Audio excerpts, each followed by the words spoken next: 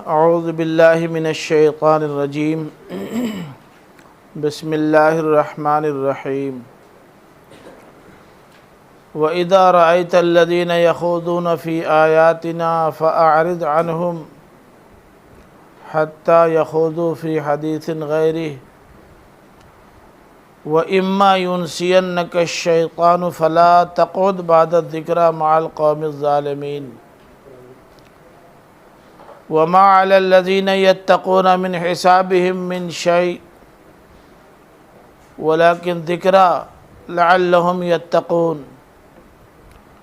وَذَرِ الَّذِينَ اتَّخَذُوا دِينَهُمْ لَعِبًا وَلَهْوًا وَغَرَّتْهُمُ الْحَيَاةُ الدُّنْيَا وَذَكِّرْ بِهِ أَن تُبْسَلَ نَفْسٌ بِمَا كَسَبَتْ لَيْسَ لَهَا مِن دُونِ اللَّهِ وَلِيٌّ وَلَا شَفِيعٌ وَإِن تَعْدِلْ كُلَّ عَدْلٍ لَا يُؤْخَذْ مِنْهَا أُولَئِكَ الَّذِينَ أُبْسِلُوا بِمَا كَسَبُوا لَهُمْ شَرَابٌ مِّنْ حَمِيمٍ وَعَذَابٌ أَلِيمٌ بِمَا كَانُوا يَكْفُرُونَ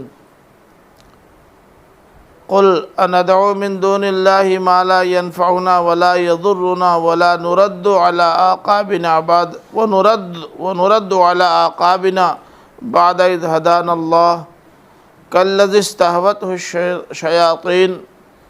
الشياطين في الأرض حيرانا له أصحاب يدعونه إلى الهدى ائتنا قل إن هدى الله هو الهدى وأمرنا لنسلم لرب العالمين وأن أقيموا الصلاة واتقوه وهو الذي إليه تحشرون وهو الذي خلق السماوات والأرض بالحق ويوم يقول كن فيكون قوله الحق وله الملك يوم ينفخ في الصور عالم الغيب والشهادة وهو الحكيم الخبير۔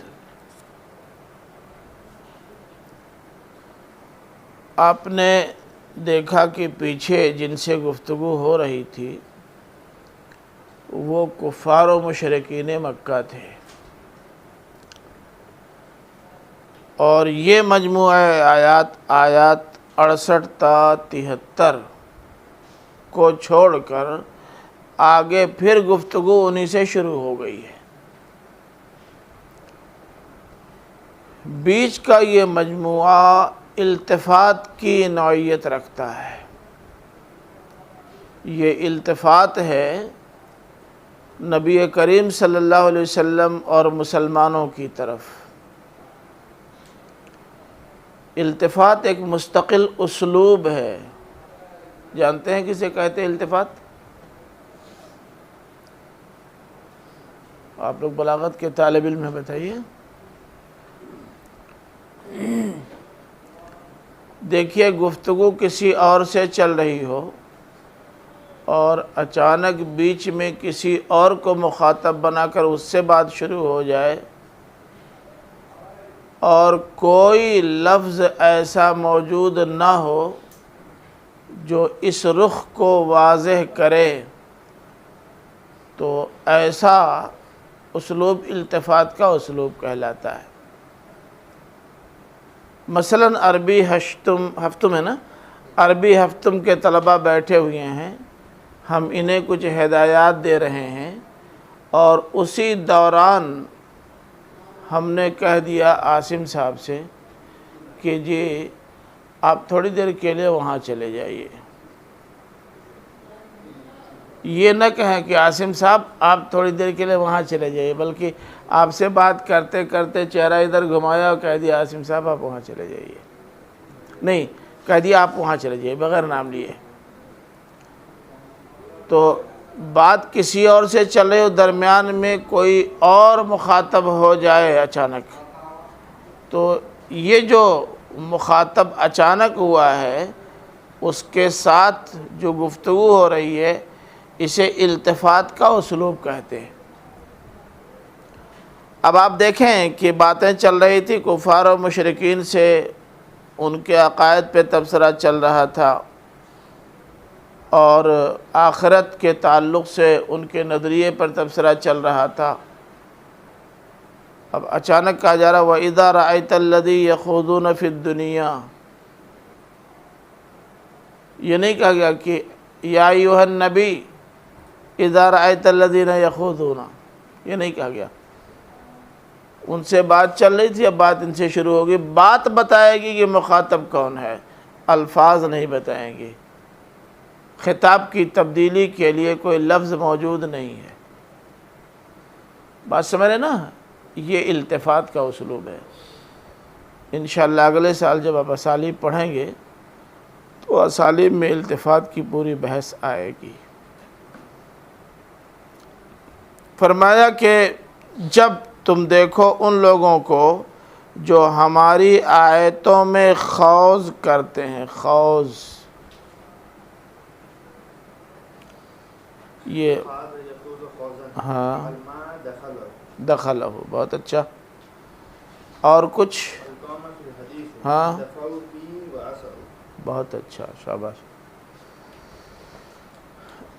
دیکھیے خاضہ کہتے ہیں داخل ہونے کو، جیسے کہا جائے کہ خاضہ فلان الماء، تو معنی ہوگا کہ فلاں آدمی پانی میں گھس گیا۔ لیکن جب کہا جائے کہ خاضہ فلان فی الماء، تو معنی ہو جائے گا کہ وہ پانی میں گھسا ہی نہیں، بھٹی تلاش کر رہا ہے، کچھ ایکٹیویٹی پانی کے اندر جاری ہیں۔ بات سمجھے نا؟ تو بالکل صحیح معنی نکالا آپ نے۔ اب یہاں آیا ہے کہ اذا رأیت الذین یخوضون فی آیاتنا، فی آ گیا ہے۔ جب تم دیکھو ان لوگوں کو جو ہماری آیتوں کے بیچ میں گھس کر مین میخ نکالتے ہیں، کیڑے نکالتے ہیں، اعتراض کے پہلو نکالتے ہیں، استہزاء کا پہلو نکالتے ہیں، کھیل تماشے کا پہلو نکالتے ہیں، تو فَأَعْرِضْ عَنْهُمْ، تو ان سے اعراض کرو۔ اب دیکھیے آگے جو آ رہا ہے کہ حَتَّى يَخُوضُوا فِي حَدِيثٍ غَيْرِهِ، یہاں تک کہ وہ ان آیات کے علاوہ یا قرآن کے علاوہ کسی اور بات میں لگ کر اس میں گھس جائیں اور کچھ اس پر گفتگو اور بحث شروع کر دیں۔ سمجھے آپ؟ یہ اصل میں ہوتا یہ تھا کہ یہ منافقین جو تھے، یہ بھی، اور کفار و مشرکین میں سے وہ لوگ جو بڑے کائیاں اور چاپٹر قسم کے ہوتے تھے، وہ بھی۔ اب ظاہر ہے کہ یہ سورہ تو مکی ہے، منافقین کے ذکر کا کوئی سوال ہی نہیں ہے، لیکن جہاں منافقین کی بات آئی ہے وہاں بھی ان لوگوں کے ہدایت اسی طرح کی گئی ہے۔ تو ہوتا یہ تھا کہ یہ جب کفار و مشرکین کی مجلسوں میں جاتے تھے اہل اسلام، باقاعدہ مسلمان لوگ، کس لیے؟ انہیں دعوت دینے کے لیے، انہیں سمجھانے کے لیے، راہ راست پہ لانے کے لیے، تو وہ ان کی آمد ہی کو بنیاد بنا کر جس قرآن کو ان کے سامنے پیش کرتے تھے اس میں اعتراض کے سینکڑوں پہلو نکال لیتے، دل لگی ہنسی اور مسخری کرنے لگتے تھے۔ مثلا آپ نے ان سے جا کر کے کہا بھی یہ اللہ کا کلام ہے اور یہ ہماری اور آپ کی ہدایت کے لیے نازل ہوا ہے، تو آپ اسے پڑھیے، سنیے، سمجھیے اور عمل کیجیے۔ تو جانتے ہیں وہ کیا کہتے ہیں؟ ہاں بھائی ہے تو اللہ کی کتاب، بات صحیح ہے، اللہ کی کتاب نہ ہوتی تو چولہے میں پیڑ اگتا۔ بس اب ایک عنوان نکل گیا، چولہے میں پیڑ اگتا کا عنوان نکل گیا۔ اب قرآن نے جو کہا ہے کہ جہنم میں ایک پیڑ ہوگا زقوم کا، اب اس پر گفتگو شروع ہو جاتی اور پھر خوب مزہ لیتے۔ کہہ رہے ہیں جہنم آگ سے بھری ہوگی اور ایسی خطرناک آگ ہوگی کہ وہ ایسی خطرناک آگ دنیا میں دیکھی نہیں گئی، اور اسی آگ میں پیڑ اگے گا۔ ملاحظہ فرما لیجئے، بس اب یہ آگ میں پیڑ اگے گا کو موضوع بنا کر کے تماشا، ہنسی مسخری اور کھیل تماشا شروع ہو گیا۔ اب اس کے بعد قرآن کی تعلیمات توحید پر بھی گفتگو شروع ہو گئی، اور آیات آخرت پر بھی گفتگو شروع ہو گئی، رسول اللہ صلی اللہ علیہ وسلم کے شب معراج پر بھی گفتگو شروع ہو گئی۔ ارے اور سنو گے، یہ جنہوں نے نبوت کا دعویٰ کیا ہے فرماتے ہیں کہ ایک رات میں اللہ میاں سے ملنے کے لیے آسمان پہ گیا تھا، پہلے یہاں سے بیت المقدس گیا، ہزاروں کلومیٹر دور بیت المقدس یہاں سے، رات ہی میں گئے وہاں امامت کی کن کی؟ وہ انبیاء جو اب دنیا سے جا چکے ہیں، اور پھر وہاں سے نکلے تو چھ آسمان کا سینہ چیرتے ہوئے 7ویں آسمان پر پہنچ گئے، عرش الہی تک پہنچ گئے، اللہ تعالیٰ سے گفتگو ہوئی۔ یہ سارا کام رات ہی میں ہو گیا۔ صبح جب ہم لوگ اٹھے تو دیکھا جہاں تھے وہیں ہیں۔ تو یہ اور اس طرح کی باتیں شروع کر دیتے تھے۔ آج بھی خبیث لوگ جب مسلمانوں کو کسی مجلس میں دیکھتے ہیں تو اسلام کی کسی تعلیم کو اپنے تمسخر کا موضوع بنا لیتے ہیں۔ مسلمان تھوڑی تعداد میں ہونے یا کمزور ہونے یا مرعوب ہونے کی وجہ سے کوئی اعتراض نہیں کر پاتا، اور وہ اپنی زہر افشانی جاری رکھتے ہیں، اور یہ بے غیرت خاموشی کے ساتھ کل اسلام کے خلاف سنتے رہتے ہیں، ساری حرزہ سرائیاں پیتے رہتے ہیں۔ صورتحال یہ تھی جس میں یہ ہدایت نازل ہوئی ہے، اور یہاں بظاہر تو خطاب نبی کریم صلی اللہ علیہ وسلم سے ہے، رائتا بھی آیا ہے، فاعرض بھی آیا ہے، آگے وَإِمَّا يُنْسِيَنَّكَ بھی آیا ہے، فَلَا تَقْعُدْ بھی آیا ہے، لیکن اسی گفتگو کا حصہ یہ بھی ہے کہ وَمَا عَلَى الَّذِينَ يَتَّقُونَ مِنْ حِسَابِهِمْ مِنْ شَيْءٍ، یہاں جمع آ گیا ہے۔ یہ دلیل ہے اس بات کی کہ نبی کریم صلی اللہ علیہ وسلم سے یہ خطاب ذاتی نہیں ہے، بلکہ بحیثیت وکیل امت ان کو مخاطب بنایا گیا ہے۔ فی الواقع مخاطب سارے مسلمان ہیں۔ بات سمجھ رہے نا؟ یہی ہدایت سورہ نساء کی آیت نمبر 140 میں بھی گزر چکی ہے۔ آیت دیکھ لیں۔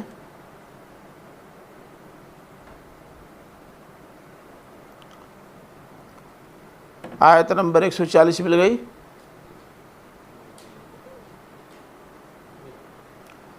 وَقَدْ نَزَّلَ عَلَيْكُمْ فِي الْكِتَابِ أَنْ اِذَا سَمِعْتُمْ آيَاتِ اللَّهِ يُكْفَرُ بِهَا وَيُسْتَهْزَأُ بِهَا فَلَا تَقْعُدُوا مَعَهُمْ حَتَّى يَخُوضُوا فِي حَدِيثٍ غَيْرِهِ، یہاں تو سیدھے سیدھے کم سمعتم تقعدوا جمع کے صیغے لا کر اس پہلو کو کھول دیا کہ یہاں سورہ انعام میں بھی جو خطاب اللہ کے رسول صلی اللہ علیہ وسلم سے ہے وہ تنہا آپ سے نہیں ہے، بلکہ پوری ملت اسلامیہ سے ہے۔ تو بالفاظ دیگر وہ خطاب ہم سے اور آپ سے بھی ہے۔ آج بھی اگر کسی مجلس میں پارٹی ممبر ہونے کی وجہ سے آپ شریک ہوں، لیکن اس پارٹی کے کرتا دھرتا جو اسلام کے دشمن ہیں وہ اسلام کے خلاف زہر افشانی شروع کر دیں، تو محض پارٹی ممبر ہونے کی وجہ سے خاموشی کے ساتھ بیٹھ کے سننے مت لگیے۔ کیا کرنا ہے وہ اللہ تعالیٰ نے خود بتا دیا۔ کہا اچھا اتنا ہی نہیں، یہ تو کفار و مشرکین کی بات ہوئی نا جیسا کہ میں نے عرض کیا، لیکن خود منافقین کا رویہ بھی اس سے بہت زیادہ مختلف نہیں تھا۔ منافقین بھی کبھی کبھی اس طرح کی بعض باتوں کو اپنے تمسخر کا موضوع بنا لیتے تھے۔ اور جب ایک مومن خالص کہتا تھا ارے تم مسلمان ہو کر اسلام پر نکتہ نکال رہے ہو، تم مسلمان ہو کر اسلام کو اپنے تمسخر کا موضوع بنا رہے ہو، مسلمان ہو کر اسلام ہی پر اعتراض جتا رہے ہو،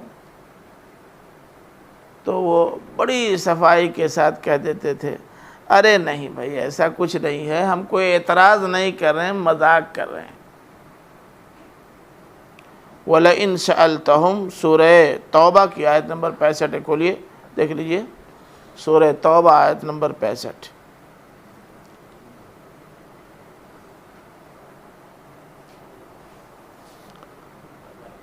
وَلَئِن سَأَلْتَهُمْ اے سألت المنافقین لَيَقُولُنَّ إِنَّمَا نَكُنَّا نَخُوضُ وَنَلْعَبُ قُلْ اب اللہ و آیاتہ و رسولہ کنتم تستہزئون۔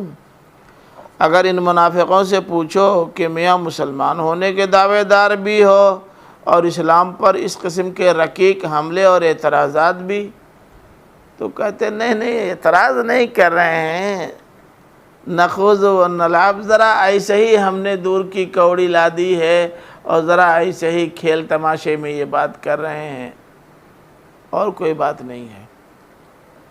اللہ تعالیٰ نے کہا کہ اے نبی ان بدماشوں سے پوچھو کہ اب اللہ اور اس کی آیات اور رسول ہی رہ گئے ہیں مذاق اڑانے کے لیے، دل لگی کرنے کے لیے؟ اب دل لگی و تمسخر کا موضوع تم اللہ، اس کی آیات اور رسول کو بناؤ گے؟ شرم نہیں آتی تمہیں یہ بات کہتے ہوئے؟ کس سے دل لگی کرو گے؟ آپ نے کوئی بات ایسی کہہ دی جو نہیں کہنی چاہیے، کس کو؟ اپنی ماں کو، اور کسی نے ٹوک دیا تو پھر مزہ لے رہے تھے، مذاق کر رہے تھے۔ ماں سے مذاق کر رہے ہو، باپ سے مذاق کر رہے ہو، استاد سے مذاق کر رہے ہو، دادا سے مذاق کر رہے ہو، تمہیں شرم نہیں آتی؟ تو یہ جو بدماش ہوتے ہیں، بدقماش ہوتے ہیں، ان کے ہاں تمسخر کا پہلو اسی طرح کا سامنے آتا ہے۔ اللہ تعالیٰ نے فرمایا کہ اگر کسی مجلس میں اسلام اور مسلمانوں کو ہدف تنقید بنایا جا رہا ہو، بئی طور کہ اس کا استہزاء ہو، اس کا تمسخر ہو، فَأَعْرِضْ عَنْهُمْ، تو ان سے اعراض کرو، اور جب ان سے اعراض کرو گے، وہاں سے ہٹ جاؤ گے۔ یہ اعراض کا کیا مطلب؟ سورہ نساء میں ابھی آپ نے دیکھا نا کہ وہاں سے اعراض کرنے کا مطلب وہاں سے ہٹ جاؤ، ان کے پاس بیٹھو مت۔ یہاں بھی آگے آ رہا ہے، اعراض کا مطلب یہ نہیں کہ بس چپ چاپ سنتے رہو، جو بکنا ہے بکیں۔ اعراض کرنے کا مطلب ہے کہ ایسی مجلسوں ہی کا بائیکاٹ کرو، ایسی مجلسوں سے اٹھ جاؤ، اور جب مجلسوں سے اٹھ جاؤ گے اور جن کو وہ سنانا چاہتے ہیں وہ موجود نہیں رہیں گے، تو ٹاپک آپ سے آپ چینج ہو جائے گا، کیونکہ جن کو سنانا چاہتے تھے وہ ہیں ہی نہیں، چلے گئے۔ اب جب چلے گئے تو خواہ مخواہ وہ اس طرح کی باتیں نہیں کریں گے۔ اب دیکھیے یہاں دو تین باتیں سامنے رکھنے کی ضرورت ہے۔ ایک بات تو یہ ہے کہ میں نے ابھی عرض کیا کہ یہ خطاب اگرچہ واحد کے صیغے کے ساتھ ہے، لیکن آگے والی آیت اور قرآن مجید کی دوسری آیات جو اسی طرح کی ہدایات پر مشتمل ہیں، وہ بتاتی ہیں کہ یہ بحیثیت وکیل امت خطاب اللہ کے رسول سے ہے، ورنہ مخاطب پوری امت۔ ایک بات تو یہ ہے۔ اب اس ہدایت کے دو پہلو ہیں، دو پہلو۔ ایک تو یہ ہے کہ جب تم دیکھو کہ دین کی کسی تعلیم کو لوگوں نے استہزاء کا موضوع بنا لیا ہے، تو ایسے موقع پر دعوت ہی سے گریز کرو۔ آخر یہ مسلمان کفار و مشرکین کے مجلسوں میں کس لیے جاتے تھے؟ بیٹھک کرنے، دعوت دینے جاتے تھے نا۔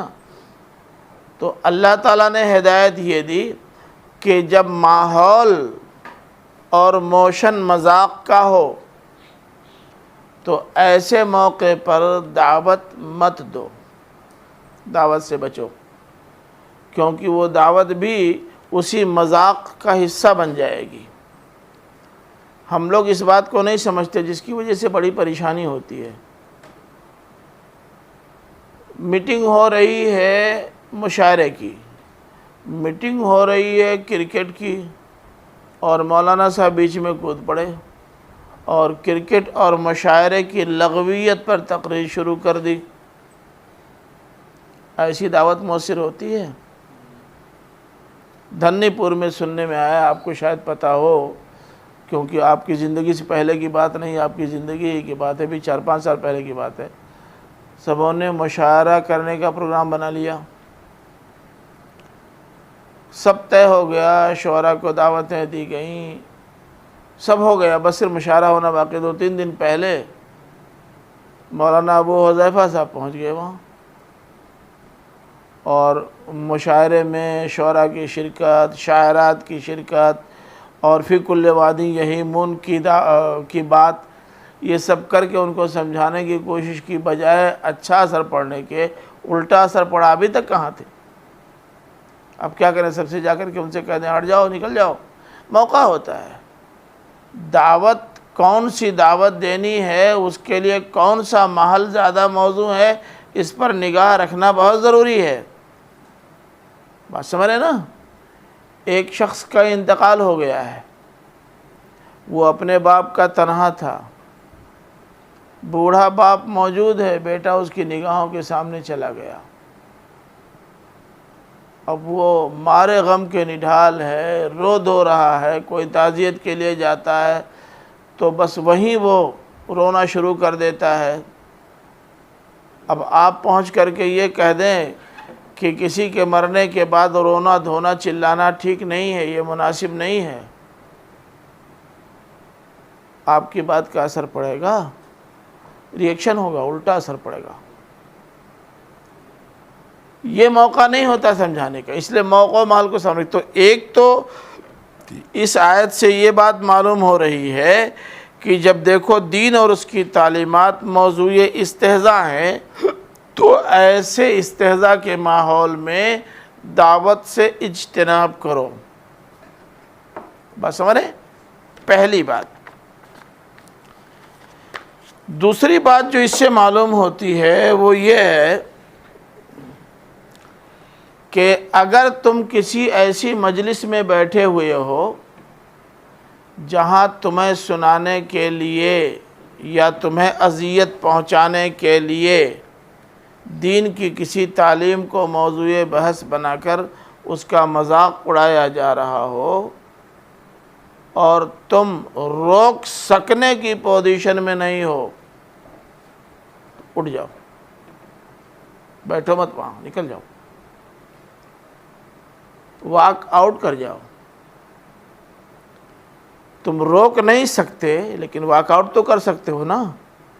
اگر تم اٹھ کے چلے جاؤ گے تو فوراً ان میں سے بہتوں کے دماغ میں یہ بات آئے گی کہ ہم نے ایسی بات ہی کہہ دی ہے جسے سن کر اسے اٹھ جانا چاہیے۔ اگر کوئی ہمارے سلسلے میں، ہمارے مذہب کے سلسلے میں اسی طرح کے تبصرے کرتا تو ہم بھی برداشت نہیں کرتے۔ یہ تو اس کی شرافت ہے کہ جواب نہیں دیا، اٹھ کے چلا گیا۔ تو ایک میسج جائے گا کہ جہاں بہت ساری کمیونٹی کے لوگ ہوں، جو سماج تکثیری ہو، مختلف مذاہب، افکار و خیالات کے حامل افراد جس میں شریک ہوں، وہاں ایسی باتیں نہیں کرنی چاہیے جس سے کسی کی دل آزاری ہو۔ یہ میسج اس مجلس کو یا اس میٹنگ میں شریک لوگوں کو جائے گا ضرور۔ تو یہ دونوں باتیں اس آیت کے اندر موجود ہیں۔ بے محل دعوت مت دو، اور اگر پہنچ گئے ہو محل ہے لیکن جانے کے بعد وہاں تمہارے اسلام کی یا تمہارے قرآن کی کسی بات کو موضوع بحث بنا کر مذاق اڑایا جا رہا ہو، اس کا انکار کیا جا رہا ہو، تو فوراً وہاں سے ہٹ جاؤ، تاکہ تمہاری ناپسندیدگی اور ناراضگی کا اظہار ہو جائے۔ یہ بہت ضروری ہے۔ اب سوال یہ پیدا ہوتا ہے کہ اس ہدایت کی ضرورت کیوں پیش آئی؟ کیا ایسا ہوتا تھا؟ کفار اور مشرکین بھی اس طرح کی حرکتیں کرتے تھے اور منافقین بھی اس طرح کی حرکتیں کرتے تھے، اس لیے عہد مکی میں کفار و مشرکین کو اور عہد مدینہ میں منافقین کو بھی یہ میسج دینا ضروری تھا، اور ساتھ ہی ساتھ مسلمانوں کو بھی یہ پیغام دینا ضروری تھا کہ حالات چاہے یہ ہوں چاہے وہ ہوں، تمہیں اسلام کے تمسخر اور اس کی تضحیق کو برداشت نہیں کرنا چاہیے۔ بات سمجھ رہے ہیں؟ اب آگے جو آ رہا ہے کہ وَإِمَّا يُنْسِيَنَّكَ الشَّيْطَانُ فَلَا تَقْعُدْ بَعْدَ الذِّكْرَىٰ،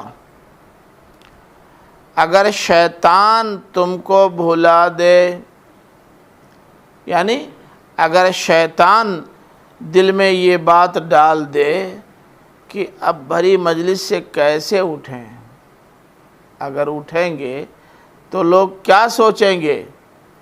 لوگ یہی نہ سمجھیں گے کہ قوت برداشت مسلمانوں میں بالکل نہیں ہوتی، ذرا سی تنقید ہوئی پیشانی پہ بل آ گیا، 9-2-11 ہو گئے۔ اس لیے باوجود کہ بات نامناسب اور ناپسندیدہ ہے، ہمیں بیٹھنا چاہیے۔ اب اس میں یہ پہلو ذہن میں نہیں رہ گیا کہ اگر ہم ایسی مجلسوں میں بیٹھے رہیں گے تو ہماری خاموش شرکت مستہزئین کے حوصلے کو بلند کر دے گی، یہ پہلو ذہن میں نہیں رہ گیا۔ اسی کو انسائے شیطان سے تعبیر کیا ہے کہ اگر شیطان تمہیں یہ بات بھلا دے کہ اس مجلس میں اس بے غیرتی کے ساتھ تمہارے بیٹھنے سے شرپسند عناصر کو حوصلہ ملے گا، یہ بات ذہن میں نہ رہ جائے اور تم بیٹھے رہ جاؤ صرف یہ سوچ کر کہ اٹھ جاؤ گے تو یہ سمجھیں گے کہ مسلمان تنقید بھی برداشت نہیں کر سکتے، اگر یہ تم نے سوچا تو ٹھیک نہیں سوچا۔ پھر جیسے ہی تم کو خیال آ گیا کہ جہاں اعتراض کا ایک پہلو یہ دبتا ہے تو وہیں ایک پہلو یہ ابھر جاتا ہے کہ اگر ہم نہیں اٹھیں گے تو یہ بار بار اسی طرح کی بےہودگی کریں گے، تو جیسے ہی تم کو یہ یاد آ جائے کہ اس سے جتنا نفع ہے اس سے زیادہ نقصان ہو رہا ہے، فلا تقعد، اٹھ جاؤ، بیٹھو مت۔ بس سمجھے نا؟ اب آگے ہے فلا تقعد بعد الذکریٰ۔ ذکریٰ کے دو مفہوم ہو سکتے ہیں۔ عام طور پر ہمارے مفسرین نے ذکریٰ کا معنی یہ لیا ہے کہ اگر بھولے سے تم بیٹھے رہ گئے تو یاد آنے کے بعد بہرحال وہ مجلس چھوڑ دو۔ میں نے بہت سمجھنے کی کوشش کی مگر ہمارے مفسرین کی یہ منطق سمجھ میں آئی نہیں۔ آپ کی سمجھ میں آ رہی ہے تو بتائیے۔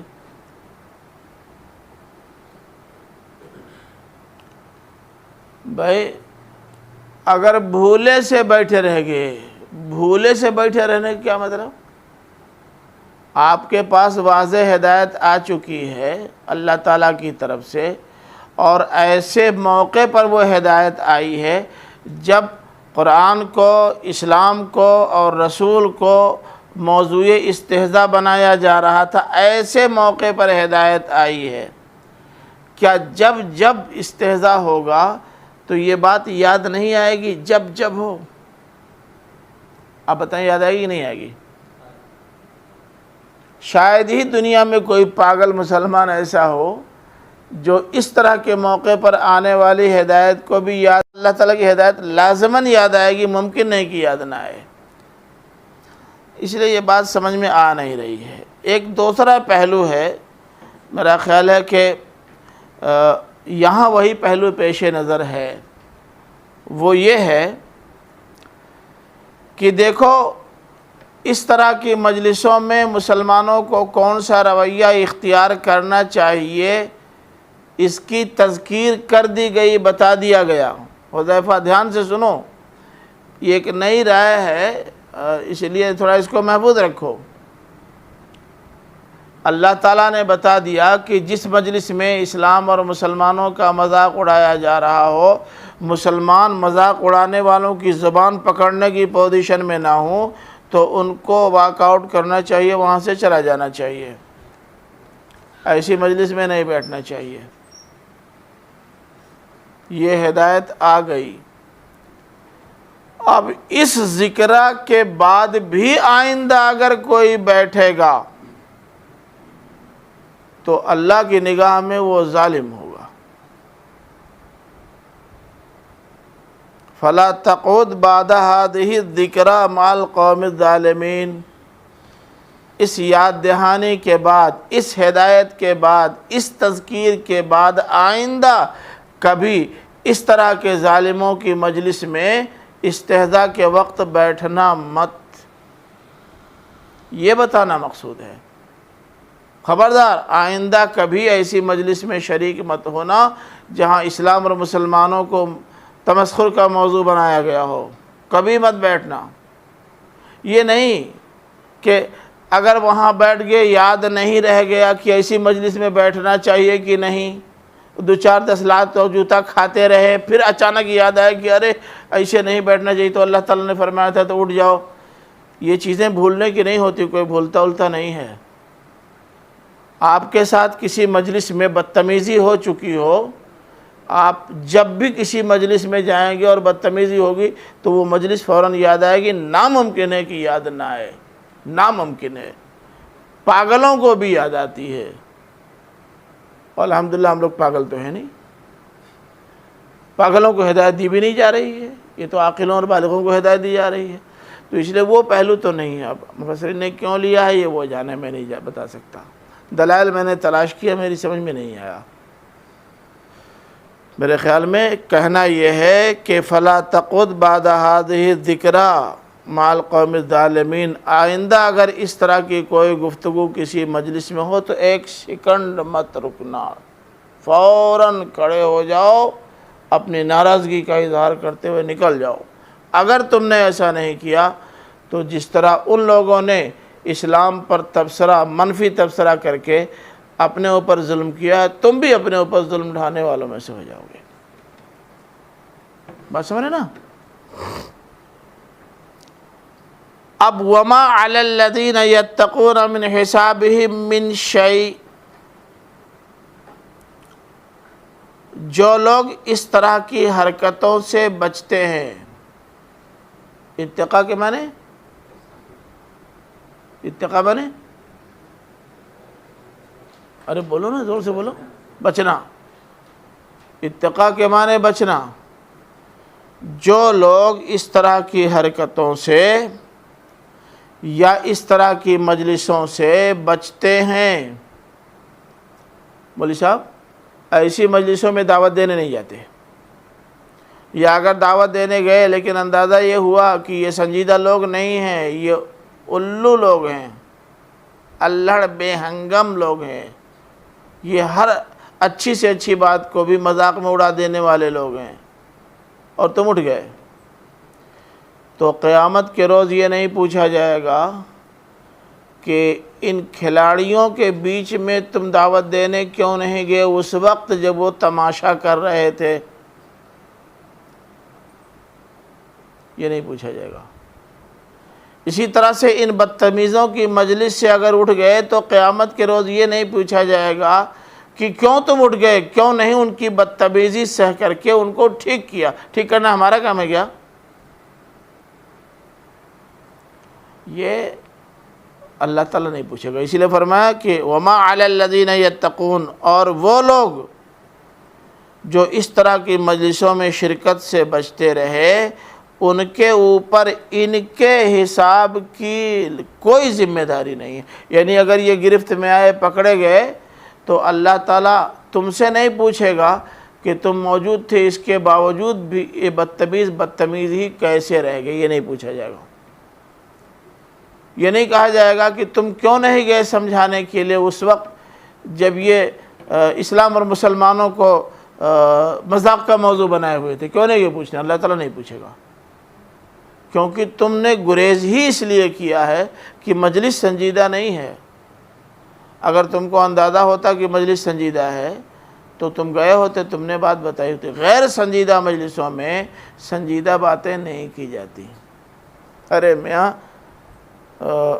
جہاں شعراء اور شاعرات اور گویے ایک سے ایک موجود ہوں اور سب لوگ فلاں فلاں فلاں فلاں کو سننے آئے ہیں، وہاں مولانا عبداللہ کی تقریر بھی کوئی نہیں سنتا، چاہے کتنے ہی شاندار تقریر کرنے کے لیے تیار کیوں نہ بیٹھے ہوں۔ سمجھ رہے ہیں؟ محل ہوتا ہے، موقع ہوتا ہے، اس لیے نہ ہر جگہ تقریر کی جاتی ہے، نہ دعوت کے لیے شراب خانے میں جایا جاتا ہے، نہ سنیما ہال میں۔ بعض لوگ یہ بھی کہہ سکتے ہیں بھئی آپ سنیما ہال میں چلے گئے؟ جی میں گیا تھا سنیما ہال میں لوگوں کو سمجھانے کے لیے۔ سنیما ہال سمجھانے کی جگہ ہے، جو آدھا سین دیکھ چکے ہیں وہ آپ کی تقریر سنیں گے، بغیر پورا دیکھے نہیں اٹھیں گے۔ بے وقت مت سمجھاؤ بھائی، یہ ٹھیک نہیں ہے۔ ہاں جی جی بالکل صحیح بات ہے، آپ صحیح فرما رہے ہیں۔ وَلَٰكِن ذِكْرَىٰ لَعَلَّهُمْ يَتَّقُونَ، یعنی ان کے حساب کی ذمہ داری جب تم کو نہیں اٹھانی ہے تو بلا وجہ اس کا ٹینشن مت لو کہ اگر وہ ایسے ہی رہ گئے گمراہ تب کیا ہوگا۔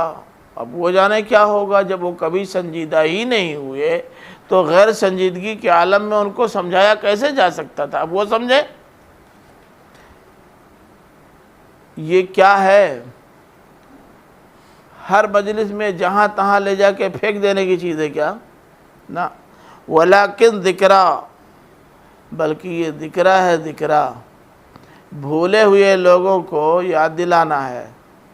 یہ ایک یاد دہانی ہے، جن کے دلوں پر اور جن کے دماغ پہ تالا لگ گیا ہے، تالا کھول کر ان کو موقع فراہم کر دینا ہے کہ اسے قبول کر لیں، بس اتنا ہی۔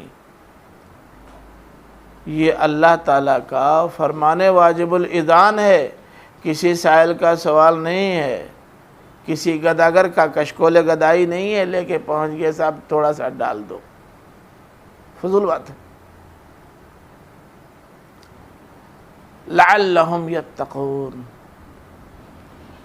تاکہ واقعی ان کے اندر اللہ کا ڈر پیدا ہو، اور تم این چین کیں کرتے رہو گے، جھکتے رہو گے، سہتے رہو گے تو ہمیشہ وہ جری اور نڈر رہیں گے۔ پوری مجلس میں ایک شخص اگر اچھا ہو اور غلط باتوں کا بائیکاٹ کرنے کا جذبہ اپنے اندر رکھتا ہو تو باوجود ہے کہ پرستاؤ پارت ہونے سے وہ نہیں روک سکتا، لیکن تنہا اس کا اٹھ کر چلے جانا ایک پیغام ضرور دے جائے گا۔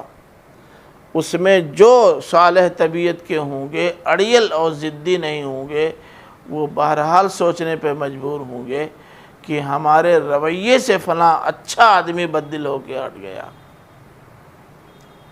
تو ہمیں ایسا نہیں کرنا چاہیے۔ اور اگر اس میں سے کچھ لوگ بھی اس اقدام سے باز آنے کے لیے آمادہ ہو گئے اور اللہ کا پیغام سننے کے لیے تیار ہو گئے تو بہت ممکن ہے کہ یہ پیغام الہی ان کے کانوں سے ہو کر ان کے دل تک پہنچ جائے اور ان کے دل کی دنیا بدل دے۔ سمجھا آپ نے؟ لعلہم یتقون، تاکہ ان کے اندر اللہ کے عذاب سے بچنے کا جذبہ اور داعیہ ابھر جائے۔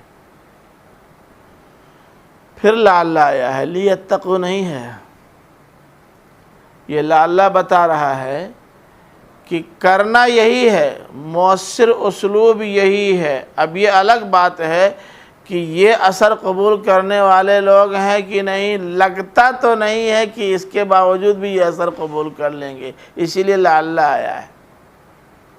بہت بدماش ہیں۔ کیا ہے شعر؟ پھول کی پتی سے کٹ سکتا ہے ہیرے کا جگر، مرد ناداں پر کلام نرم و نازک بے اثر۔ نادان مانے احمق، احمق لوگ ہیں، عقل کا استعمال نہ کرنے والے لوگ ہیں۔ وَذَرِ الَّذِينَ اتَّخَذُوا دِينَهُمْ لَعِبًا وَلَهْوًا، فرمایا کہ چھوڑ دو ان لوگوں کو جنہوں نے اپنے دین کو کھیل تماشا بنایا. اپنے دین کو، کہ جو دین آپ لے کر کے گئے ہیں اس کو بولو. وَذَرِ الَّذِينَ اتَّخَذُوا دِينَهُمْ لَعِبًا وَلَهْوًا، چھوڑ دو ان کو جنہوں نے اپنے دین کو کھیل تماشا بنایا. اپنے دین کو کہ تمہارے دین کو؟ تب یہ گڑبڑ لکھ گیا ہے، اس کو کاٹ کے بناؤ. وَذَرِ الَّذِينَ اتَّخَذُوا دِينَكُمْ لَعِبًا وَلَهْوًا ہونا چاہیے، یہ ہم کم کی جگہ پر غلط لکھ گیا ہے، کاٹ کے بناؤ نا. لو کہہ رہے ہو کہ نہیں یہ ہونا چاہیے، کاٹ کے بنانے کو بھی تیار نہیں. دینہم صحیح ہے، ثابت کرو. جو مجلسوں میں دعوت دینے جاتے ہیں ان کے دین کو جو لعب اور لہو بنا رہے ہیں ان کی طرف وہ اپنے دین کو لہو و لعب بنائیں، ان کا تو مجلسوں میں جو دعوت دینے جا رہے ہیں اہل ایمان ان کو نظر میں رکھ کے ان کے دین کو کھیل تماشا بنا رہے ہیں نا، تب تو دینکم ہونا چاہیے. یہ تو میں کہہ رہا ہوں،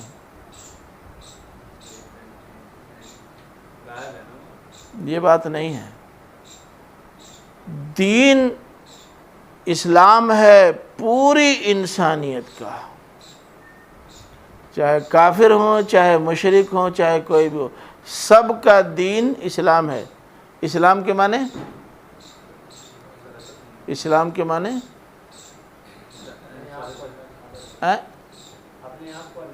کے حوالے کر دینا، آتم سمرپڑ، ایشور کے پرتی اپنے آپ کو سمرپت کر دینا، یہ ہے اسلام. یہ تو ہر انسان کا مذہب ہے.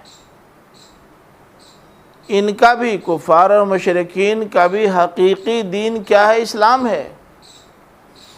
انہوں نے اپنے اس دین حقیقی کو خود ہی کھیل تمسخر کا عنوان بنا لیا ہے. بھلا بتاؤ، ایسے غیر سنجیدہ لوگ کہ اپنے ہی دین کو انہوں نے بے دینی میں تبدیل کر دیا اور اسے اپنے منفی تبصروں اور مذاق کا عنوان بنا لیا. تو یہ دین سے مراد دین اسلام حقیقی دین ہے، اور ان کی طرف دین کی نسبت اصلیت کے اعتبار سے ہے، واقعیت کے اعتبار سے ہے کہ واقعی دین ان کا بھی وہی ہے. یہ الگ بات ہے کہ اب یہ اس دین کو نہیں مانتے. سمجھ رہے نا؟ وَغَرَّتْهُمُ الْحَيَاةُ الدُّنْيَا، وَغَرَّتْهُمُ الْحَيَاةُ الدُّنْيَا، اور دنیوی زندگی نے ان کو دھوکے میں ڈال دیا.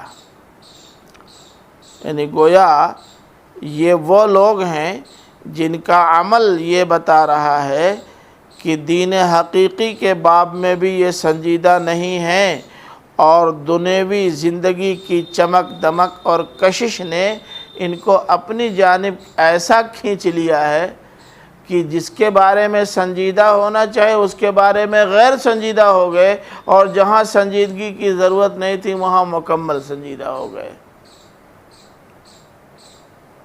ایسے ہی لوگوں کے بارے میں فارسی شاعر نے کہا ہے نا، بازی بازی بارش بابا ہم بازی. مولانا صاحب کھیلو کھیلو. بارش مانے، بارش مانے داڑھی، ریش مانے بال بھائی، داڑھی والے بابا. کھیلو کھیلو کھیلو، پھر کھیلو، پتہ چل جائے گا. صورت کچھ اور ہے، سیرت کچھ اور ہے. بظاہر یہ سردار صاحب ہیں اپنے قبیلے کے، یہ سرداروں کے سردار ہیں، اور یہ فلاں صاحب ہیں، یہ فلاں صاحب ہیں، یہ فلاں صاحب ہیں.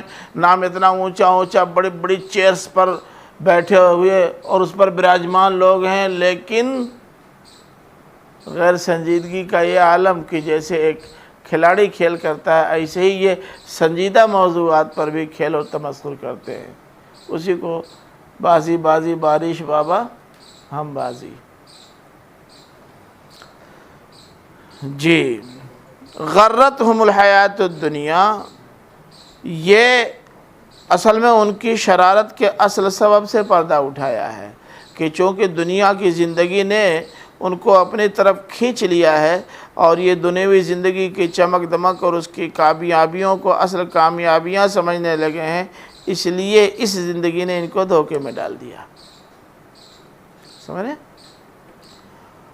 وذکر نہیں کہاں گیا، ہاں وذکر بہ ان تبصل نفس بما کسبت،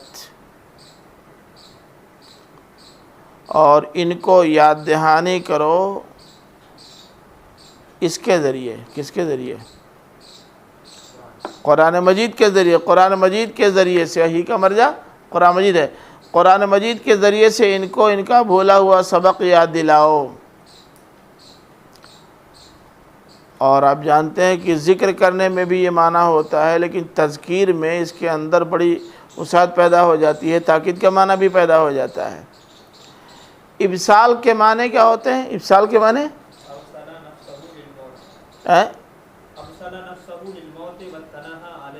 ہاں جی بالکل بالکل صحیح ہے. ہلاکت کے حوالے کرنا، ہلاکت کے حوالے کرنا. ان کو یاد دلاؤ اس قرآن مجید کے ذریعے سے ان تبصل نفس بما کسبت، مبادا کی کسی نفس کو اس کی کمائی کے بدلے ہلاک کر دیا جائے. یہ کراہت یا مخافت محذوف ہے. کراہت ان تبصل نفس بما کسبت، ان کو اس قرآن کے ذریعے سے یاد دلاؤ، اس کے ذریعے تذکیر کرو. کہیں ایسا نہ ہو کہ تذکیر نہ کرنے کی وجہ سے یہ ہلاکت کے کھڈ میں جا گریں. مولوی صاحب اس لیے سمجھاتے رہو سمجھاتے رہو. بے محال مت سمجھانا، بے موقع مت سمجھانا، لیکن سمجھانا بند مت کرنا. کہاں سمجھانا چاہیے کہاں نہیں سمجھانا چاہیے یہ یاد رہے. وہ دفعہ تو لگتا ہے معراج کو جا رہے ہیں. جی لیس لہا من دون اللہ ولی ولا شفیع، جس نفس کے لیے اللہ کے علاوہ نہ کوئی ولی ہوگا نہ کوئی شفیع ہوگا. اور ولی اور شفیع پر گفتگو میں کر چکا ہوں. یعنی اگر کسی کی گاڑی پھنسے تو کوئی نکالنے والا نہیں ہوگا، اور اگر جھوٹی آرزوئیں اور امیدیں کسی سے باندھ لی ہیں تو وہ آرزوئیں اور وہ امیدیں پوری ہونے والی نہیں ہیں. یہ سب ہونے والا نہیں. وَإِن تَعْدِلْ كُلَّ عَدْلٍ لَا يُؤْخَذُ مِنْهَا، اور اگر تم معاوضے میں دے دو کل عدل، معاوضے میں دینے کی ساری چیزیں. عدل کے معنی معاوضہ. معاوضہ کا مطلب وہ چیز جو بدلے میں دی جاتی ہے وہ بھی تو معاوضہ ہے نا. معاوضے میں بدلے میں دینے والی جتنی چیزیں بھی ہو سکتی ہیں ان ساری چیزوں کو بھی تم دے ڈالو. لا یؤخذ منہا، تب بھی یہ ساری چیزیں نہیں لی جائیں گی کہ لے کر تمہاری جان چھوڑ دی جائے، نہیں ہوگا. مولوی صاحب پہلی بات تو یہ ہے کہ معاوضے میں دینے کے لیے کچھ ہوگا ہی نہیں، ہے نا. کیونکہ جو چیزیں تمہاری ہو سکتی ہیں آخرت میں وہ بھی تمہاری نہیں رہ جائیں گی. کل تو یہیں چھوڑ کے چلے گئے، لوگوں نے بانٹ لیا، بانٹ کے ختم کر دیا، اب تمہارا کیا. ان کو چھوڑو جن کو روتا دھوتا چھوڑ کے گئے تھے اور جنہوں نے عمر بھر تمہاری جدائی میں آنسو بہائے ہیں، ان کا بھی حال کیا ہوگا. سورہ معارج کھول کے دیکھو آیات 11 سے 14. یوم یفر المرء من اخیہ وامہ وابیہ، سورہ عبس ہے. اچھا سورہ عبس.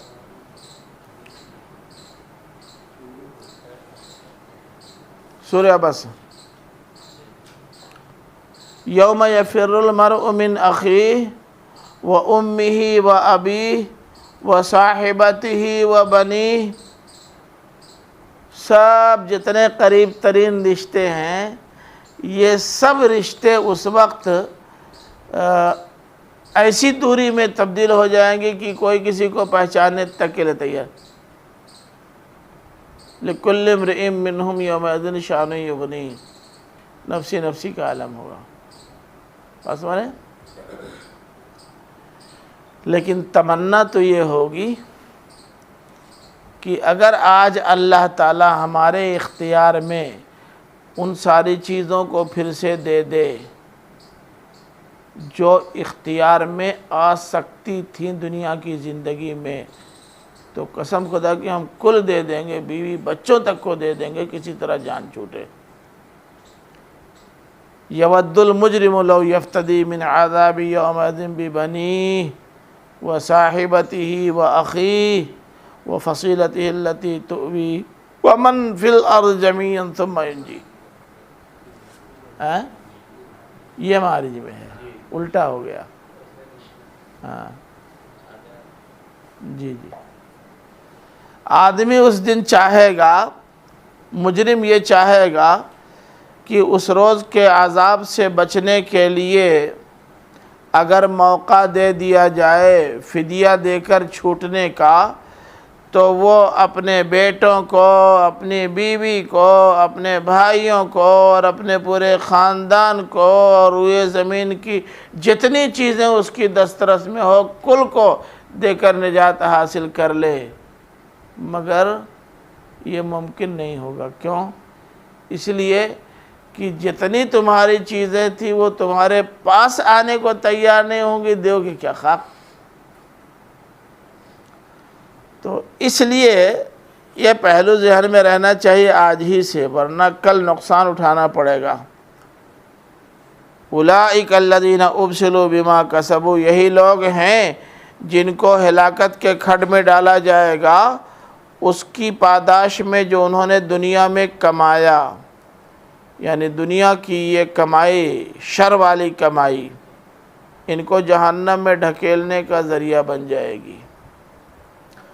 جہنم میں جائیں گے مولوی صاحب تو دو مرحلہ ہوگا۔ کون سے دو مرحلے؟ ایک پولیس چوکی اور ایک جیل۔ پکڑ کے لے گئے، پہلے پولیس چوکی پہ بٹھایا اور اس کے بعد وہاں سے بھیج دیا تھانے میں، یا پکڑ کے لے گئے پہلے مقامی تھانے میں اور اس کے بعد چالان کر دیا، اس جگہ پہنچا دیا جہاں رہنا ہے۔ ہوتا ہے نا؟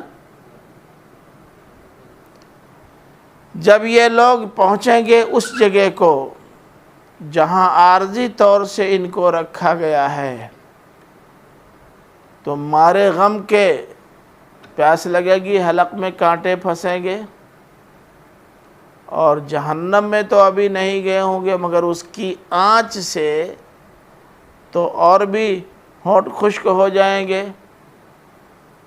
پیاس ایسی شدت کی ہوگی کہ آواز نہیں نکل رہی ہوگی، مگر یہ پتہ ہے کہ اب مرنا بھی نہیں ہے کہ آواز بند ہو جائے، ختم ہو جائے، حلق میں کانٹے پھنس جائے، ختم ہو جائے، مرنا نہیں ہے۔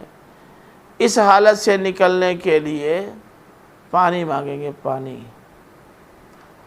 تو اس مرحلے میں ان کی ضیافت کی جائے گی، شراب بن حمیم، شراب من حمیم، گرم گرم کھولتے پانی سے ان کی ضیافت کی جائے گی۔ یہ لیجئے جناب، حلق بہت سوکھ رہا ہے نا، تھوڑا حلق تر کر لیجئے۔ گرم حمیم جانتے کس کو کہتے ہیں؟ حرم کس کو کہتے ہیں؟ کھولتے پانی کو، گرم پانی کو نہیں۔ گرم تو پانی ہم آج تک پی رہے ہیں، لیکن گرم پانی نہیں، کھولتا پانی۔ کھولتا پانی منہ میں اڈیل دیا جائے گا، لے پی لو۔ کسی کے منہ میں اڈیلنا تو دور کی بات ہے، ذرا زبان پر رکھ کے دیکھ لو۔ یہ اولین سامان ضیافت کے طور پر جو ملے گا اس کا ذکر ہے۔ ابھی وہاں جانے کے بعد جو ملے گا وہ بعد کی بات ہے۔ وہاں جانے کے بعد کیا ہوگا؟ وعذاب علیم بما کانوا یکفرون، جو کفر وہ دنیا میں کرتے رہے اس کے بدلے میں ان کو عذاب علیم سے دوچار ہونا پڑے گا۔ اب یہ جہنم کا مرحلہ ہے، ایک پولیس چوکی کا اور دوسرے سیدھے سیدھے تھانے کا، یا ایک تھانے کا اور دوسرے جیل خانے کا، بات سمجھ رہے نا؟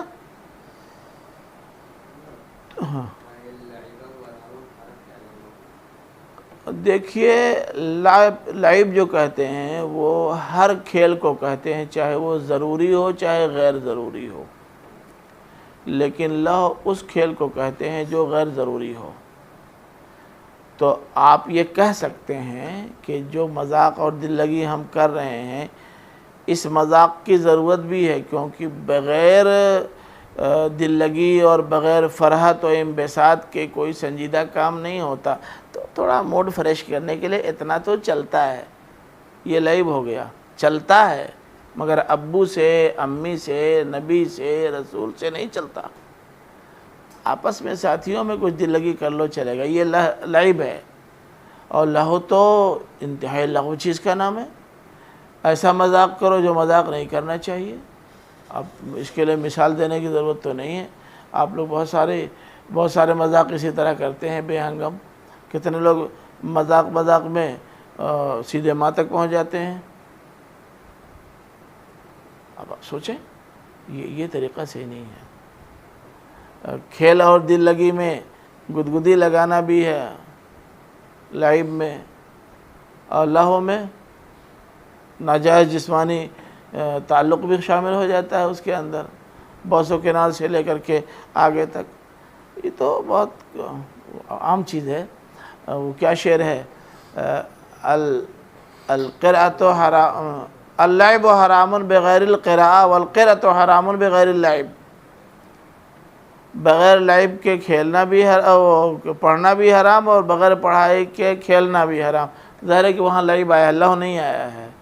یہ جو کبڈی آپ کھیلتے ہیں اور وہ والی بال کھیلتے ہیں، فٹ بال کھیلتے ہیں، کرکٹ کھیلتے ہیں، یہ شام کو عصر کے بعد تھوڑا سا فریش ہونے کے لیے وہ لعب ہے، مگر اللہ یہ جو دن بھر لے کے موبائل بیٹھ کر کے خرافات دیکھتے رہتے ہیں وہ سب لہو ہے۔ بس سمجھ آ گئی نا؟ قل ان ندعو من دون اللہ ما لا ينفعنا ولا يضرنا ونرد على اعقابنا بعد اذ هدانا اللہ كالذي استهوته الشياطين في الارض حیرانا۔ اے نبی ان سے کہہ دو کہ ہم جس چیز کی دعوت دے رہے ہیں وہ بڑی اعلیٰ چیز ہے، ہم ان کو اللہ کی طرف بلا رہے ہیں۔ اللہ کی طرف بلا رہے ہیں اس لیے کہ ان کے مسائل حل وہی کر سکتا ہے، ان کے لیے وسائل وہی فراہم کر سکتا ہے۔ گویا نافع اور ضار دونوں اللہ تعالیٰ ہے، اس لیے ہم اس سے وابستہ ہونے کی بات کرتے ہیں، اور یہ بلا رہے ہیں اس کی طرف جو کچھ بھی نہیں، نہ نفع پہنچا سکتے ہیں نہ نقصان۔ تو کیا تم یہ چاہتے ہو کہ ہم بھی سنجیدہ کام چھوڑ کر تمہاری طرح غیر سنجیدہ کام شروع کر دیں؟ کیا اب ہم بھی اللہ کو چھوڑ کر ان کو بلانا شروع کر دیں جو نہ نفع پہنچا سکتے نہ نقصان، ان کی طرف بلانا شروع کر دیں؟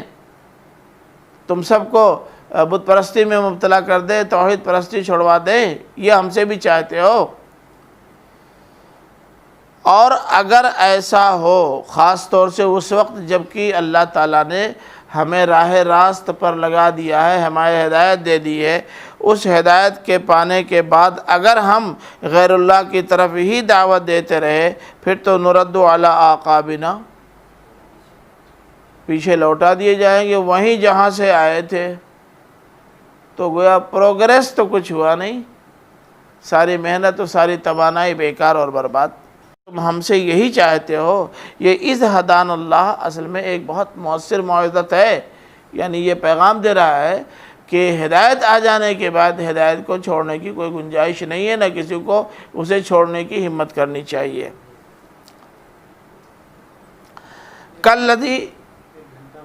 کالذی استہوتہ الشیاطین فی الارض حیرانا، اس کی طرح جسے شیطان نے زمین میں حیران چھوڑ دیا ہو۔ استہوا کے معنی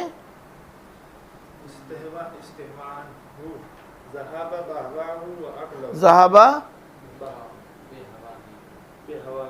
بے ہوا ہو، وعقلی ہاں وحیرہ۔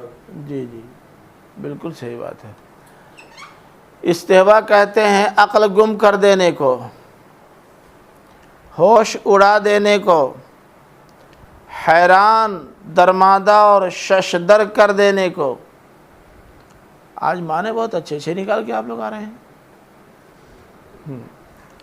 تو استہوت شیاطین، شیاطین نے عقل گم کر دی، ہوش اڑا دیا اور لے جا کر کے حیران اور درماندہ کر دیا۔ کہاں؟ فی الارض، زمین میں۔ اور کہاں ابھی تک آسمان میں تھے کیا؟ اصل میں دیکھیے، اگر یہ کہا جائے نا کہ ذرا یہاں سے نکل جاؤ الی الارض، تو ارض پہ تو ہیں، اب کہاں نکل کے جائیں؟ تو مراد ہوتا ہے میدان میں چلے جاؤ۔ اس طرح کے موقعوں پر جب الارض کا استعمال ہوتا ہے تو اس سے مراد ہوتا ہے صحرا و بیابان۔ بات سمجھے کہ شیطان کسی کو اٹھا کر لے کر کے جائے، پہلے یہ سبز باغ دکھا کر کہ وہاں چلو، وہاں تمہارے لیے بہت سارے سامان موجود ہیں تعمیر و ترقی کے اور آگے بڑھنے کے، اور لے جا کر وہاں چھوڑ دیا۔ اب نہ جائے رفتن اور نہ پائے معدن، نہ واپس آنے کی گنجائش، نہ آگے بڑھنے کی۔ یہ کیفیت ہے جس کے لیے اسے استعمال کیا ہے۔ شیطان لے جانے کو تو سبز گھاس دکھا کے لے کے چلا گیا، لیکن جب وہاں پہنچا جہاں سے نہ واپس ہونے کا امکان اور نہ رہنے کا امکان، نہ آگے بڑھنے کا امکان، تو چھوڑ کے چلا آیا۔ تو اگر ہم ایسا کریں تو گویا ہم اپنی باغ تھما دے رہے ہیں اس کو جس نے لے جا کر کے، جو ہم کو لے جا کے میدان میں چھوڑ دے گا، بیابان میں چھوڑ دے گا۔ یہ کوئی عقل مندی تو نہیں، کوئی دانائی تو نہیں ہے، یہ تو انتہائی پرلے درجے کی بیوقوفی ہے کہ ہم ایک اچھی جگہ سے نکل کر کے وہاں پہنچ جائیں جہاں جانے کے بعد اب سمجھ ہی میں نہ آئے کہ کیا کریں۔ لہو اصحاب یدعونہ الی الہدی ائتنا، حالانکہ اس کے کچھ ساتھی ہوں جو مسلسل یہ کہہ رہے ہوں کہ ارے بھائی اے سنو سنو، کہاں اس کے ساتھ جا رہے ہو؟ یہ تمہیں برباد کر دے گا، جہاں ہو وہ تمہارے لیے بہت موزوں ہے، خواہ مخواہ جھانسے میں مت آؤ، آؤ ہمارے پاس جہاں ہمیں وہیں آؤ، مگر سننے کو تیار نہیں، چل پڑے تو چل پڑے۔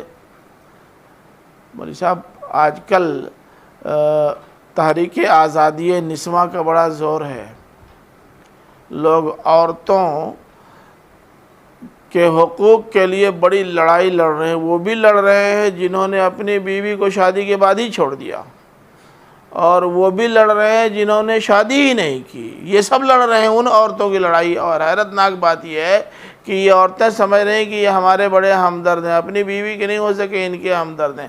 یہ سب سمجھایا جا رہا ہے کہ اللہ تعالیٰ نے مردوں کے حدود کار اور عورتوں کے حدود کار الگ الگ بنائے ہیں، تمہارا میدان دوسرا ہے، ان کا میدان دوسرا ہے، ان کے جھانسے میں آ کر وہاں نہ چلی جاؤ جہاں جانے کے بعد تم لوگوں کے لیے کھلونا بن جاؤ۔ مگر بات سمجھ میں نہیں آ رہی، وہ تو دیکھ رہے ہیں کہ تو ہماری ترقی کے لیے کوششیں ہو رہی ہیں، اگر ہم بھی ساتھ نہیں دیں گے تو ایسے ہی پیچھے رہ جائیں گے۔ نکل گئی، اب جو حال ہوتا ہے وہ ہوگا۔ خواتین جب چنگل سے نکلی ہیں تو نکلنے کے بعد ان کا کیا حشر ہوا ہے؟ محبت کے جھانسے میں آ کر جن لوگوں نے نوجوان یا دوشیزاؤں کا استحصال کیا ہے ان سے پوچھئے، تو یہی ہوتا ہے۔ تو اب سوال یہ ہے مولوی صاحب، وہ بھی بلا رہے ہیں، آپ بھی بلا رہے ہو، کس کے بلانے کو صحیح سمجھیں؟ مسئلہ یہ ہے نا، آخر شیطان بھی تو آدمی ہے نا، وہ بھی بلا رہا ہے، آپ بھی بلا رہے ہیں، وہ بھی دلیلیں دے رہا ہے، آپ بھی دلیلیں دے رہے ہیں، بات کس کی مانی جائے؟ کہا آدمی کی بات مت مانو، قل ان ھدی اللہ ھو الھدی، حقیقی ہدایت اللہ کی ہدایت ہے۔ دیکھو اللہ تعالیٰ کیا کہہ رہا ہے، جس نے بنایا ہے، پیدا کیا ہے، وہ جو بتائے گا وہ صحیح بتائے گا۔ اب ان سے پوچھو نا کہ تم جس آزادی کے لیے ہمیں بلا رہے ہو، اس آزادی کا اللہ تعالیٰ کی کتابوں میں کہاں ذکر ہے؟ دکھاؤ۔ اللہ تعالیٰ نے اس آزادی کے لیے ہم سے کہاں کہا ہے، بتاؤ۔ اگر وہی نہیں دکھا سکتے تو مولانا صاحب سے پوچھو کہ آپ ہمارے لیے جو حدود کار بتا رہے ہو، آپ کے پاس خدائی ہدایت کی کوئی دلیل موجود ہے؟ آپ قلم اٹھا کے دکھا جی، ہاں دیکھ لو، سورہ نور کھول کے دیکھ لو، سورہ احزاب کھول کے دیکھ لو، ہے نا، تمام تفصیلات موجود ہیں، تمہیں کیا کرنا ہے، کیسے رہنا ہے، کہاں جانا ہے، کہاں نہیں جانا ہے۔ وَأُمِرْنَا لِنُسْلِمَ لِرَبِّ الْعَالَمِينَ، اور سنو، بات تم مانو یا نہ مانو، لیکن ہم اپنی باغ شیطان کے ہاتھ میں نہیں تھما سکتے۔ کیوں؟ اس لیے کہ ہمیں حکم یہ دیا گیا ہے کہ ہم رب العالمین کے سامنے سر اطاعت خم کریں، شیطانوں کے سامنے نہیں۔ ہم آتم سمرپن تو کریں گے مگر ایشور کے پرتی، آپ کے پرتی نہیں۔ بس سمجھے نا؟ وَأَنْ أَقِيمُوا الصَّلَاةَ وَاتَّقُوهُ، یہ اسلام کی عملی تصویر ہے۔ کرنا کیا ہے کہ باغ تمہاری رہ جائے اسلام کے ہاتھ میں، تم باقی رہ جاؤ سیدھی راہ پر۔ کرنا کیا ہے؟ فرمایا کرنا ہے اقیم الصلاۃ، نماز کا اہتمام کرو۔ کیوں؟ نماز پڑھنے سے برائیاں ختم ہو جاتی ہیں کیا؟ ان الصلاۃ تنہی عن الفحشاء والمنکر، نماز تو بے حیائیوں سے بھی روکتی ہے اور عام برائیوں سے بھی روکتی ہے۔ تو اگر نماز کا اہتمام کریں گے تو ان برائیوں اور بے حیائیوں سے نجات۔ اسمی صاحب تھوڑا سا پانی دے دیجیے، تو یہی دے دیجیے، کوئی بات نہیں۔ اسی کو فرمایا کہ ان اقیموا الصلاۃ، کہ نماز کا اہتمام کرو۔ اللہ تعالیٰ سے تمہارا تعلق مضبوط ہو جائے گا، اور جب اللہ سے تم جڑ جاؤ گے تو غیر اللہ کی تم کو پرواہ نہیں رہ جائے گی۔ ایک کام یہ کرنا ہے۔ دوسرا واتقوا، اللہ سے ڈرو۔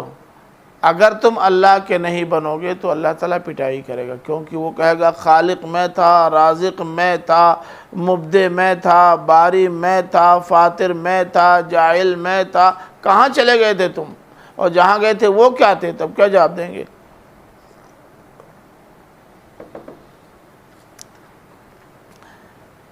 تو یہ اقیم الصلاۃ واتقوا، ان دونوں میں توحید کی تعلیم مضمر ہے۔ وَهُوَ الَّذِي إِلَيْهِ تُحْشَرُونَ، اور وہی ہے جس کی طرف تم سب اکٹھا کیے جاؤ گے۔ اس میں معاد کی تعلیم مضمر ہے کہ سارے لوگ بارگاہ خداوندی میں حاضر ہوں گے، اور اللہ تعالیٰ کی بارگاہ میں حاضری کے بعد لوگوں کے اعمال کی بنیاد پر فیصلہ ہوگا کہ کسے کامیاب قرار پانا ہے اور کسے ناکام۔ پھر اللہ تعالیٰ نے فرمایا کہ اگر تمہارے دماغ میں یہ بات آئے کہ آخر اللہ ہی کیوں، تو سنو، وَهُوَ الَّذِي خَلَقَ السَّمَاوَاتِ وَالْأَرْضِ، اللہ ہی اس لیے کہ اسی نے آسمانوں اور زمین کو پیدا کیا ہے، اور بتا دیا کہ سخر لکم، آسمانوں اور زمین کو پیدا کر کے تمہارے لیے مسخر کیا۔ گویا منعم حقیقی وہی ہے۔ تو جب منعم حقیقی وہ ہے تو اسے چھوڑ کر کہیں اور کیسے چلے جائیں؟ بھائی دیکھو، جو منعم حقیقی ہوتا ہے نا، وہ کوہ و دشت اور بیابان ہر جگہ آپ کی دستگیری کر لیتا ہے، لیکن جو غیر حقیقی ہوتا ہے نا، وہ 4 کلو 5 کلو چاول جا کے اس کے ہاں سے لے آؤ، کام چلا لو، لیکن اس کے بعد پھر اس کا ہاتھ نہیں رہ جاتا کہیں۔ منعم بکوہ دشت و بیاباں غریب نیست، اور سمجھے؟ منعم یہ ہوتا ہے۔ تو منعم حقیقی کو پہچانو، اسی نے تم کو پیدا کیا ہے، اور اسی نے آسمان اور زمین پیدا کیے بالحق۔ آسمانوں اور زمینوں کو بلا وجہ نہیں، رام لیلا کا میدان نہیں سجایا ہے، بالحق، با مقصد پیدا کیا ہے۔ آسمانوں اور زمینوں کو پیدا کرنے کا اگر ایک مقصد ہے اور اس نے بتایا کہ یہ ہم نے تمہارے لیے بنایا ہے، تو اس کا مطلب تمہارا بنایا جانا بھی مقصد میں شامل۔ اب یہ سب کچھ بنانے کے بعد یہ پتہ چلے گا نا کہ اس کا مقصد کیا ہے، تو کون بتائے گا؟ بھئی یہ کمپیوٹر آپ نے لگا دیا ہے اور یہ کیمرہ لگا دیا ہے، یہاں بھی کیمرہ لگا دیا ہے، یہ مائکرو فون لگا دیا ہے اور ہمارے کرتے میں بھی ٹانک دیا ہے مائکرو فون، کیوں؟ یہ کون بتائے گا؟ جنہوں نے انتظام کر کے لگایا ہے وہ نہ بتائیں گے کہ دوسرا کوئی بتائے گا؟ تو جس نے لگایا ہے، جس نے بنایا اسے پوچھو، اور وہ بتا رہا ہے کہ یہ سب کچھ ہم نے خاص مقصد سے بنایا ہے۔ اب اگر آپ یہ سمجھتے ہیں کہ اتنا سارا کام اکیلے اللہ کیسے کر لے گا، ارے بھئی اللہ تمہاری طرح سے نہیں ہے، تمہاری طرح سے نہیں ہے۔ جب عاصم صاحب اتنے سارے کام اکیلے کر لیتے ہیں تو اللہ تعالیٰ کیوں نہیں کر پائے گا؟ اس کا تو معاملہ یہ ہے کہ کسی سے یہ کہنا نہیں پڑتا ہے کہ ذرا آپ کمپیوٹر منگوا دیجئے، ذرا سا آپ موبائل دے دیجئے، یہ ذرا آپ پیسہ پاس کر دیجئے، ذرا آپ دستخط کر دیجئے، یہ سب تو اس کو کہنا نہیں پڑتا۔ جو اتنے جھمیلوں سے گزر کے بھی کئی کام کر لے جاتے ہیں، جب وہ کر لے جاتے ہیں تو جس کا معاملہ یہ ہے کہ کن فیکون، جو کہے ہو جائے، تو اس کے کر لینے میں کیا دقت ہے، کیا پریشانی ہے؟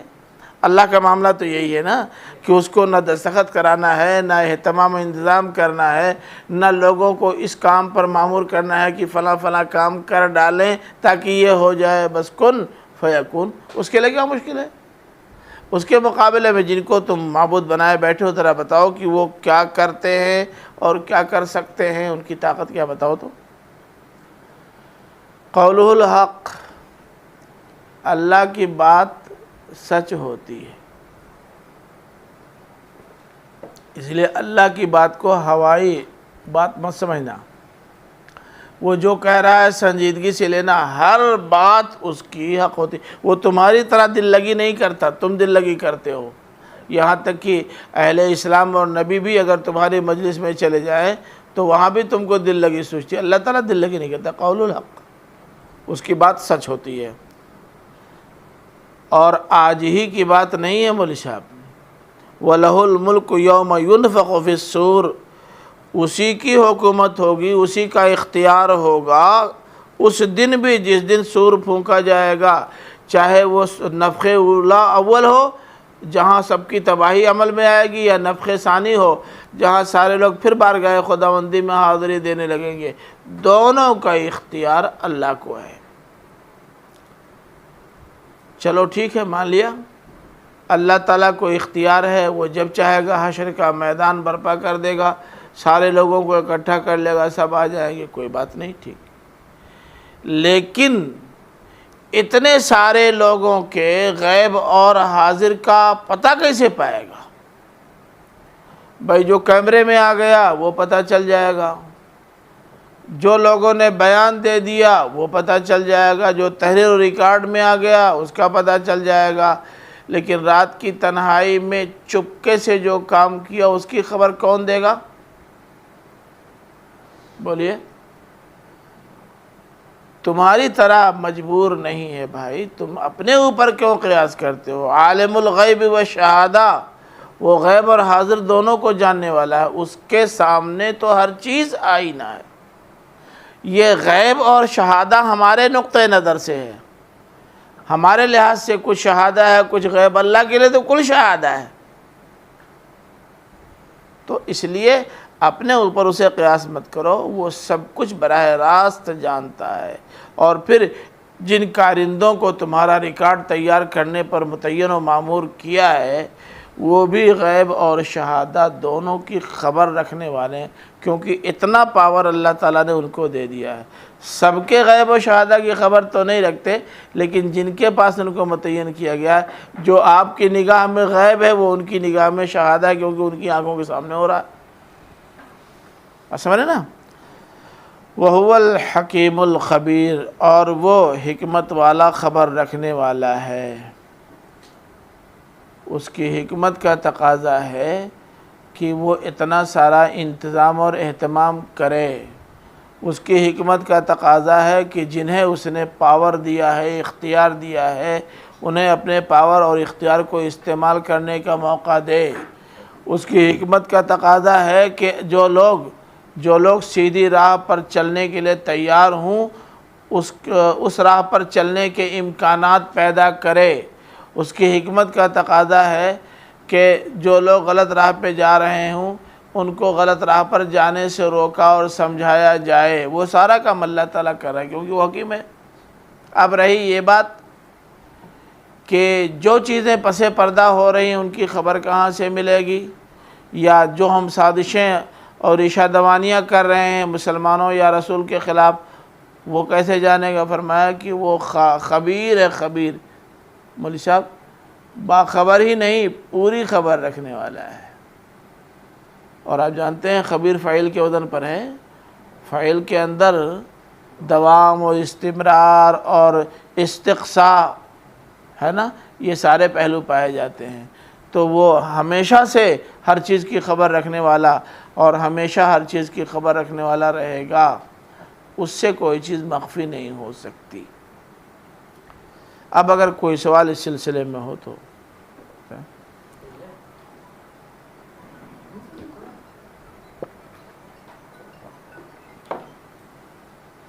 کیا ہے؟